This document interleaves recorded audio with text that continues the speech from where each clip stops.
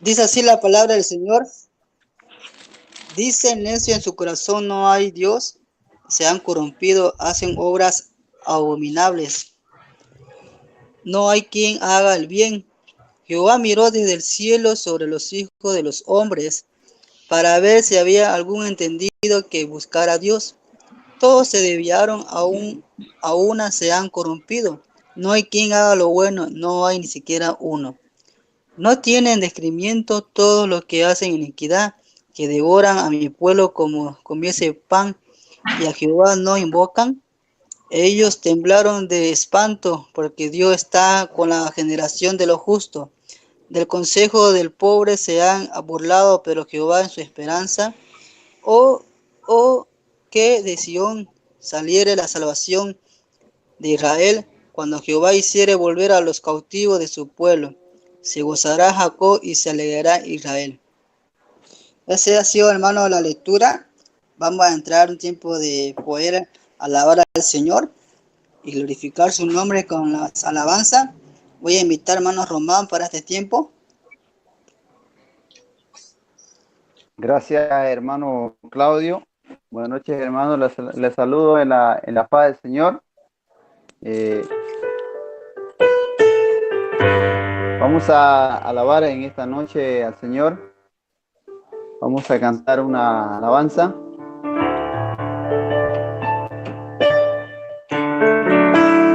Dice, renuévame.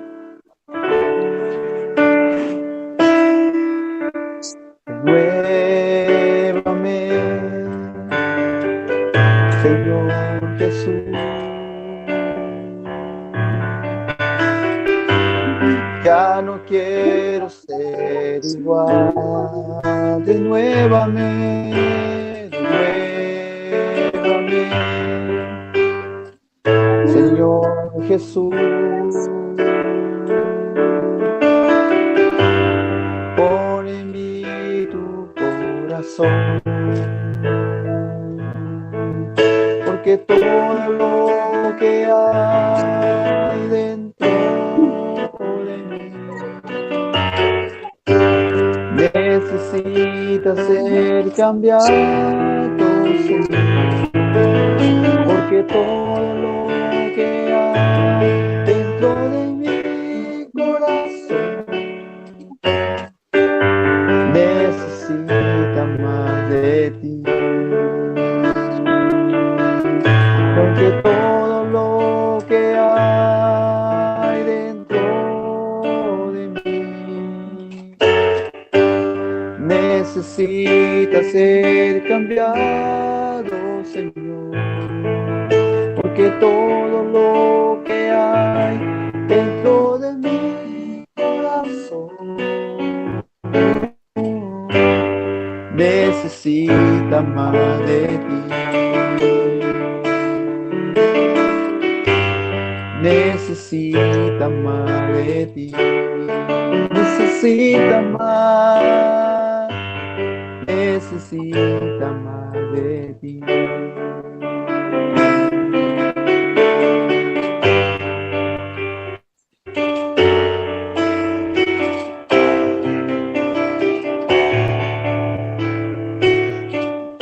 ¿Qué sería de mí si hubieras alcanzado? ¿Dónde estaría hoy si me hubieras perdonado? Tendría un vacío en mi corazón, vagaría sin rumbo y sin dirección. Si no fuera tu gracia y por tu amor, si no fuera por tu gracia y por tu amor, sería como un pájaro herido que se muere en el suelo. Sería como un ciego que brama por agua en un desierto. Si no fuera por tu gracia y por tu amor,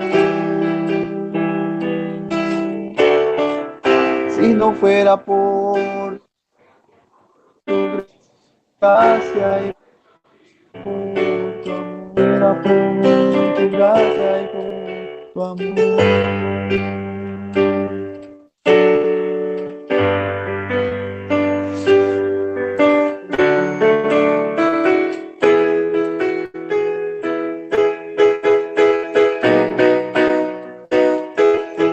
Vamos a seguir alabando al Señor. Si sientes compasión por tus amigos, entonces háblales de tu Señor. Si sientes compasión por tus amigos, entonces háblales de tu Señor. Háblales de Cristo, cuenta a tus amigos lo que el Salvador hizo por ti. Háblales de Cristo, cuenta a tus amigos lo que el Salvador hizo por ti. Testifica, testifica, testifica de Cristo por doquier. Testifica, testifica, testifica de Cristo por doquier. Envíame, Señor, envíame, Señor, envíame, Señor, a predicar. Y dame tu poder, y dame tu poder, y dame tu poder para guiar por senda de salud, por senda de salud, por salud al pecador. Envíame, Señor, envíame, Señor, envíame, Señor, a predicar. Envíame, Señor, envíame, Señor, envíame, Señor, a predicar. Bien, es así el tiempo de alabar al Señor. Voy a dar paso ahora al pastor. Pastor, adelante, por favor. Muy bien, buenas noches, mis hermanos. Espero de que se esté gozando, alabando el nombre de nuestro Señor, pero también sabiendo de que tenemos la oportunidad de poder estudiar la palabra de nuestro Dios. Así que en esta noche vamos a entrar al estudio de la palabra y lo vamos a hacer en el Salmo 14. Por favor, busquen en su Biblia el Salmo 14. Yo pienso que ya lo tienen listo porque es la lectura que leyó nuestro hermano Claudio. Así que para continuar, mis hermanos, vamos a orar, ya vamos a orar. Oremos, hermanos. Padre nuestro que estás en los cielos, gracias te damos por el día que nos has dado, por habernos cuidado, Señor, por haber provisto también el sustento para cada uno de nosotros. Gracias, Padre, también por el privilegio de poder estar conectado a través de la internet para adorar tu santo nombre. Te pedimos, Padre, que tú bendigas este tiempo de predicación de tu palabra, que sea un tiempo en el cual cada uno de nosotros podamos estar atentos y a través del entendimiento de tu palabra podamos ser fortalecidos, consolados y desafiados a seguir adelante, firme en tus caminos. Padre, ayúdanos a poder entender de que la humanidad entera está bajo pecado, como dice el Salmo 14, de que no hay justo ni aun uno. Entonces eso demuestra de que la gente está bajo condenación y que necesitan imperiosamente escuchar el Evangelio de Cristo, luego aceptar a Cristo para poder ser salvo. Ayúdanos a nosotros a poder ser esos testigos portadores del Evangelio para llevar un mensaje de esperanza a la humanidad entera, que muchos de ellos están diciendo de que Dios no existe. Padre, te dejamos todo en tus manos, en el nombre de Cristo Jesús, tu Hijo amado. Amén. Muy bien, mis hermanos, el El Salmo 14, el tema principal ahí que se abarca en el Salmo 14 es la depravación total del hombre. La depravación total del hombre o la condición pecaminosa del hombre. Bien, ahí el Salmo es un salmo de verdad, mis hermanos, que nos tiene que a nosotros hacer reflexionar, primeramente con respecto a nuestra relación con Dios, pero en segundo lugar también con respecto a nuestra responsabilidad que tenemos nosotros de predicar el Evangelio a las personas que todavía no conocen a Cristo. Dice este salmo es de David, el Salmo 14 es un salmo de David, pero no se sabe en qué ocasión fue redactado. El apóstol Pablo cita los versículos 2 y 3, ahí donde dice: Jehová miró desde los cielos sobre los hijos de los hombres para ver si había algún entendido que buscara a Dios. Y el versículo 3 dice: todos se desviaron a una, se han corrompido, no hay quien haga lo bueno, no hay ni siquiera uno. Ese pasaje lo cita el apóstol Pablo en el capítulo 3, versículo 19 de su carta a los romanos. Si ustedes buscan ahí, todo el capítulo 3 en realidad habla de ese tema también. Y entonces el apóstol Pablo usa estos dos versículos para probar que tanto judíos como gentiles están bajo pecado. En otras palabras, ahí mi hermano está enfocando que todo el mundo queda bajo el juicio de Dios. Es decir, es una descripción de la depravación total del ser humano o de la naturaleza caída del ser humano. Especialmente en Romanos capítulo 3, versículo 9 al 12, es donde se cita ese texto. Tal vez sería bueno, mi hermano, que vayamos a Romanos capítulo 3, el versículo 9. Ahí dice la palabra del Señor de la siguiente manera: ¿qué pues somos nosotros mejores que ellos? En ninguna manera, pues ya hemos acusado a judíos y a gentiles que todos están bajo pecado. Como está escrito: no hay justo ni aun uno, no hay quien entienda, no hay quien busque a Dios. Todos se desviaron a una, se hicieron inútiles, no hay quien haga lo bueno, no hay ni siquiera uno. Y el versículo 19 habla de las consecuencias, por supuesto, de esa condición pecaminosa, y dice: pero sabemos que todo lo que la ley dice, lo dice a los que están bajo la ley, para que toda boca se cierre y todo el mundo quede bajo el juicio de Dios.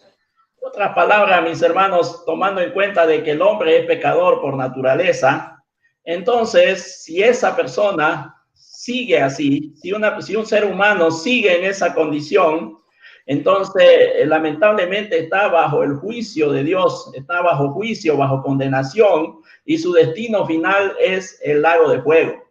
Así que por eso es muy importante que nosotros, mis hermanos, entendamos de la condición espiritual del ser humano. Y también las demás personas necesitan entender su condición, porque como dice el dicho, ¿no? Si uno no sabe que está enfermo, nunca va a ir a buscar el remedio. Así que es muy importante de que la gente entienda su condición, y es una condición muy grave, porque dice acá, mis hermanos, de que no hay justo ni aún uno, no hay quien busque a Dios, no hay quien haga lo bueno, no hay ni siquiera uno. Una descripción de la naturaleza pecaminosa del ser humano. El término depravación total en realidad quiere decir de que el ser humano tiene una total ausencia de la santidad y el amor hacia Dios. De tal manera que todo lo que haga, por más bueno que parezca delante de los hombres, no tiene ningún valor salvífico, no tiene ningún valor para alcanzar o ganarse la salvación. Más al contrario, el hombre en esa condición está totalmente apartado de Dios y no puede hacer absolutamente para ganar su salvación. Por eso es de que Dios, al mirar esa condición, dice que amó tanto al mundo que mandó a su único hijo a morir en la cruz del Calvario, para que todo aquel que en él crea no se pierda, mas tenga vida eterna. Y Efesios capítulo 2, versículo 8 dice que la salvación es por gracia, porque por gracia sois salvos. Es decir, la salvación es un regalo no merecido. Dice, porque por gracia sois salvos por medio de la fe, y esto no de vosotros, es don de Dios, no por obras, para que nadie se gloríe. Como hemos visto entonces, tomando en cuenta estos pasajes de Romanos y también los de Salmo, encontramos que aunque el hombre quiera, no puede hacer nada para ganar su salvación. Pero ya también vimos de que Dios en su infinito amor no quiso dejar al hombre en esa condición pecaminosa y bajo condenación. Más al contrario, mandó a su único hijo a morir en el lugar de cada uno de los pecadores, en el lugar y a favor de los pecadores, para que todo aquel que crea en Cristo pueda ser salvo. Vamos a ver, mis hermanos, algunos puntos importantes o los principios que podemos encontrar en el Salmo 14. Así que por favor dejamos un momento Romanos y nos vamos al Salmo 14 nuevamente, que es nuestro texto. Y en primer lugar, mis hermanos, lo que vamos a ver en el Salmo 14 es la culpabilidad de un mundo perverso. En primer lugar, entonces vamos a ver la culpabilidad de un mundo perverso. En el versículo 1 del Salmo 14 dice: el necio en su corazón, no hay Dios, se han corrompido, hacen obras abominables, no hay quien haga el bien.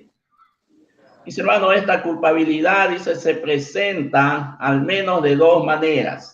En la primera manera, cómo se presenta la culpabilidad del hombre o la naturaleza, mi hermano, la condición espiritual, es decir, la depravación del hombre, se manifiesta en un desprecio que hace del honor de Dios y más que todo de un desprecio hacia Dios y una negación, mis hermanos, de la existencia o la realidad de Dios. Aquí se trata de un abismo práctico, dice, no de un ateísmo práctico y no teórico. Porque en realidad, mis hermanos, la gente, si usted le pregunta, si cree que Dios existe, la grande mayoría, especialmente en nuestros países que tienen como religión oficial al cristianismo, aunque sabemos de que en el caso de Bolivia es una religión laica, dice, pero eso es con relación al catolicismo.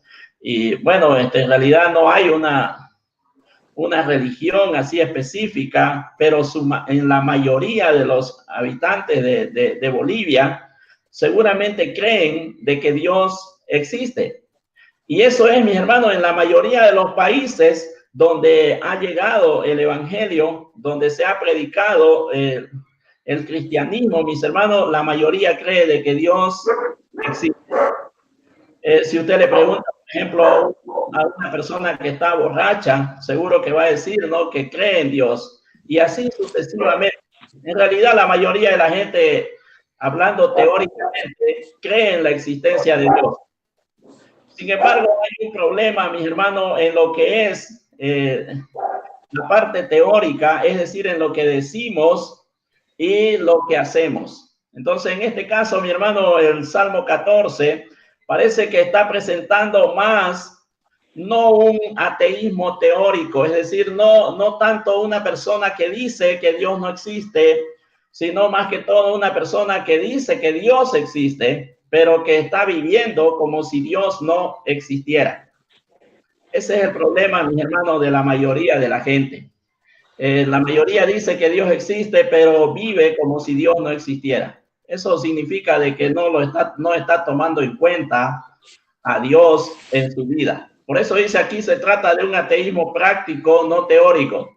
Se trata de personas que viven como si Dios no existiera. Son los que no buscan a Dios ni le invocan. En este sentido, necio se opone, dice, a sabio, el cual teme a Dios, guarda sus mandamientos y se aparta del mal.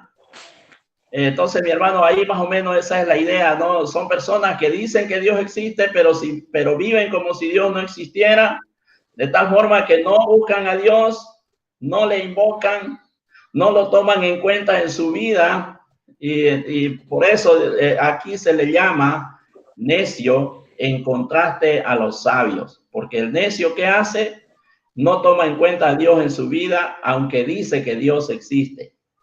Y sin embargo, el sabio vive una vida agradable a Dios, es temeroso de Dios y le busca constantemente. Entonces hay un contraste bien marcado entre los necios y los sabios, ¿no?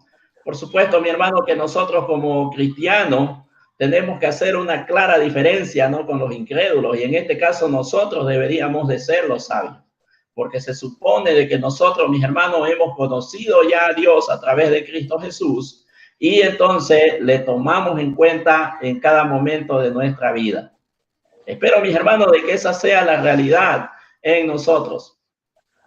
En segundo lugar, mi hermano, acá en el versículo 1 dice el rebajamiento que hace de la dignidad misma del hombre. Mire lo que dice el necio en su corazón, no hay Dios, no hay Dios, se han corrompido, hacen obras abominables, no hay quien haga el bien. Entonces encontramos, mi hermano, esa condición, ¿no? Una descripción dramática de la condición espiritual del ser humano. Estos necios son los hombres que se han corrompido y hacen obras abominables, de tal forma que han degenerado su estado original, que el término literal sería podrido, ya que no sirven ni honran a Dios, se hacen daño a sí mismos y perjudican de diversas maneras al prójimo. De estos son los que profesan conocer a Dios, pero que con los hechos lo niegan, siendo abominables y desobedientes, descalificados en cuanto a toda obra buena. Hermanos, qué triste no saber la existencia de esta clase de personas. Es un hecho, mis hermanos, de que el ser humano, como ser humano mismo, está en una situación muy complicada, hablando espiritualmente. La mayoría de la gente que no conoce a Cristo aún sigue, mis hermanos, en esta condición y vive de esa manera. Usted mira a la gente, no mira la televisión, sale a los mercados, escucha lo que opina uno, escucha lo que opina otro, y se va a dar cuenta, mis hermanos, de que la mayoría de la gente está lejos de Dios, y como está lejos de Dios, también está lejos de su palabra. Y por ahí uno se pregunta, ¿no? Pero ¿por qué piensan de esa manera? ¿Por qué actúan de esa manera? Bueno, la respuesta es porque el hombre es depravado por naturaleza, es pecador por naturaleza, su condición es pecaminosa, está separado de Dios, no teme a Dios y por lo tanto no lo toma en cuenta en su vida. Bien, pero tampoco, mi hermano, es para que nosotros no nos sintamos superiores a otras personas y no querramos juntarnos con ellos y no querramos hablarle a ellos, ¿no? Ahora, la idea, por supuesto, es que tomando en cuenta que nosotros también estábamos en la misma condición, pero fuimos rescatados gracias a Cristo Jesús, entonces ahora nosotros también estemos listos a ayudar a aquellas personas que están en esa condición. Y vamos a ver, mis hermanos, el siguiente principio. Entonces, todo eso que vimos es la culpabilidad de un mundo perverso, totalmente apartado de Dios. Ahora, veamos el siguiente principio, mi hermano, y dice la prueba de la culpabilidad. Versículos 2 y 3 dice, Jehová miró desde los cielos sobre los hijos de los hombres para ver si había algún entendido que buscara a Dios. Todos se desviaron, a una se han corrompido. No hay quien haga lo bueno, no hay ni siquiera uno. Véase cuán endémica es esta enfermedad. Pues hay la raza entera de Adán.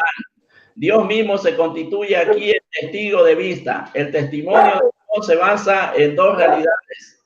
Jehová miró desde los cielos, dice. Jehová miró desde los cielos. Él está mirando, él miró la condición del ser humano. O sea, lo que escribe acá mi hermano, de que no hay quien haga lo bueno, todo eso dice el necio en su corazón, no hay Dios. Entonces, no es, mi hermano, algo que Dios dice alegadamente sin ningún fundamento, sino que más bien Dios lo hace porque Él ha mirado y sigue mirando, mi hermano, cómo es la condición del ser humano. Dice, Jehová miró desde los cielos, echó desde allí un amplio vistazo sobre los hijos.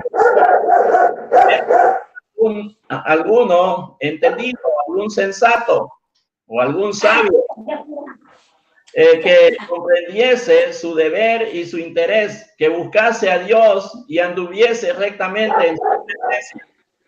O sea, él estaba mirando, no vio a nadie. El resultado es que todos se desviaron. La apostasía es universal, de forma que no hay quien haga lo bueno, no hay ni siquiera uno, mientras la gracia de Dios no haya producido en el corazón un cambio radical y completo. Cuando Dios acaba de crear el mundo, incluido el hombre, o acabó, perdón, de crear el mundo, incluido el hombre, vio que todo era muy bueno. Si nosotros leemos en Génesis capítulo 1, versículo 31, dice de que vio Dios todo lo que había hecho y era bueno en gran manera, incluyendo al hombre. Pero ¿qué fue lo que pasó? ¿Por qué fue de que el hombre dejó de ser esa creación tan buena que dice acá en Génesis 1:31? La respuesta es, ya sabemos que el hombre desobedeció a Dios. En el mismo Génesis capítulo 3 dice de que tanto Eva como Adán desobedecieron a Dios y debido a eso el hombre llegó a ser un ser pecador. Y ese pecado pasó de generación en generación. Y ese pecado, mis hermanos, afectó a toda la raza humana, de tal forma que ahora todos hemos pecado. Y entonces por esa razón es de que la gente que no conoce a Cristo está en esa condición lamentable, como dice acá en su palabra. Entonces, la prueba de la culpabilidad, mis hermanos, es algo bien cierto, es algo verdadero, porque Dios personalmente ha mirado, ha echado un vistazo al ser humano y ha visto esa situación. Más o menos, ¿no? Como he estado escuchando, por ejemplo, hoy en día de que las autoridades están sobrevolando, ¿no? Las regiones donde hay incendios. Y cuando hay inundaciones también hacen eso, ¿no? Van en helicóptero para mirar cómo está la situación y luego de que observan todo ya vuelven y hacen un plan para supuestamente ayudar a solucionar ese problema. Entonces, así más o menos en el caso de Dios, mis hermanos, Él primeramente mira y ve la condición del ser humano y es una condición pecaminosa, es una condición depravada y por lo tanto sujeto a la condenación. Muy bien, mis hermanos, vamos a continuar. Debido a eso, mi hermano, a la prueba de que el hombre es pecador, de que no hay ninguna duda de su condición pecaminosa, entonces dice, se hace una seria amonestación a los pecadores. Veamos lo que dice el versículo 4 al 6. Pueden ir viendo ahí en el Salmo 14, versículo 4 al 6.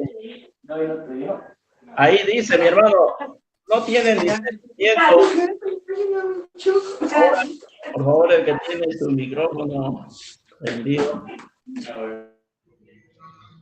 Muy bien, mis hermanos, dice una seria amonestación a los pecadores en el Salmo 14, versículo 4 al 6. El salmista intenta convencer a los seres humanos de tres cosas. Primero, de su maldad. Dice, mire, los versículos, no tienen discernimiento todos los que hacen iniquidad, que devoran a mi pueblo, dice, como si comiesen pan y a Jehová no invocan. ellos temblaron de espanto porque Dios está con la generación de los justos. Del consejo del pobre se han burlado, pero Jehová es su esperanza. Entonces, lo primero, mi hermano, Dios intenta convencerlo de su maldad. Esta maldad se describe con 4 ejemplos. Hacen iniquidad como si su negocio fuese hacer el mal. Número 2, devoran al pueblo de Dios como el hambriento devora su plato favorito, como si comiesen pan, dice. Hacer el mal es para los pecadores como su comida y bebida. Mire, hemos visto no tantas cosas que suceden en esta vida. Recién nomás creo que condenaron, ¿no?, a un padre que había violado a su hija menor de edad y que ya inclusive tenía un bebé, ¿no? Entonces, y nos preguntamos, mis hermanos, ¿cómo es posible que suceda eso, no? De acuerdo a lo que describe acá, mi hermano, es de que es como el pecado para un hombre que está bajo condenación, para un hombre incrédulo, es como su comida. Muchos de ellos, mis hermanos, se deleitan haciéndolo lo malo. Y dice también, mi hermano, de todos los planes del desvalido hacen burla. Es decir, se burlan de la confianza que los buenos ponen en Dios. También dice que a Jehová no invocan. ¿Qué cosa buena puede esperarse de quienes viven sin oración, por ejemplo, ¿no? También, mi hermano, Dios quiere convencer a los demás, dice, o denuncia su insensatez. No comprenden, no tienen conocimiento. Y por último, él les hace notar el peligro en el que se encuentran, que son, ¿no? El peligro, mi hermano, que ellos, mi hermano, o en el cual ellos se encuentran. Dice, allí temblarán de espanto. Se han dado muchos casos de perseguidores arrogantes y crueles que no solo han llegado o han llenado de terror a otros, sino también a sí mismos. Por el contrario, los justos pueden estar confiados porque Dios está con ellos. Mire lo que dice esos versículos, ¿no? Del consejo del pobre se han burlado, pero Jehová es su esperanza. También en el versículo 5 dice, ellos temblaron de espanto porque Dios está con la generación de los justos. Hay un video, inclusive mi hermano, que dice, ¿no? Mira lo que ha pasado con los que han maldecido a Dios, ¿no? Y hay mucha gente que ha maldecido a Dios, ¿no? Los más conocidos acá en Latinoamérica, por ejemplo, uno de ellos, ¿no? Hugo Chávez, y luego ya él enferma y fallece, ¿no? Y así sucesivamente, mi hermano, hay una lista de personas que al maldecir a Dios, al burlarse de Dios, sufrieron grandes consecuencias. Si en un caso alguien no sufre esas consecuencias rápidamente, no significa que no las va a padecer por su conducta contraria a la palabra de Dios.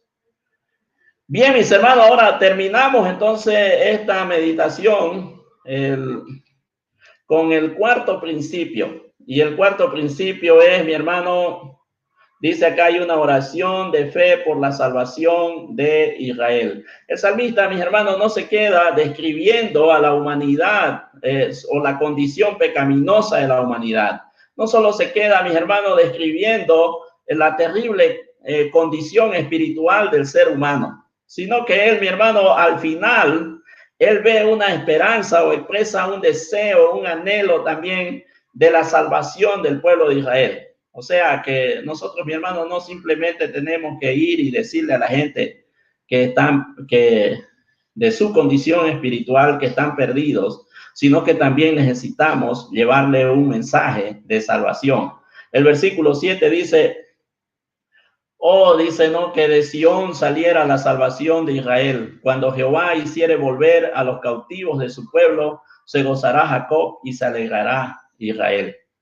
Entonces, mis hermanos, los judíos, al igual que los gentiles, están bajo pecado. Y recordemos de que el pueblo de Israel era cada vez, mis hermanos, sometido bajo esclavitud debido a su desobediencia. Pero el salmista ve ahí, mis hermanos, una liberación del pueblo de Israel. porque confía en el Señor. Dice al comienzo del Salmo, se había lamentado de la universal corrupción de la humanidad y tras la melancolía que tal perspectiva le producía, desea la salvación que al final de los tiempos había de salir de Sión. En primer lugar, salvación del pecado, la cual había de ser llevada a cabo por el Redentor, es decir, por Cristo, del que se esperaba que había de venir de Sión para apartar de Jacob la impiedad. En segundo lugar, una liberación que dice acá de los oprimidos, ya sea de manos de los mismos israelitas o de alguna nación gentil.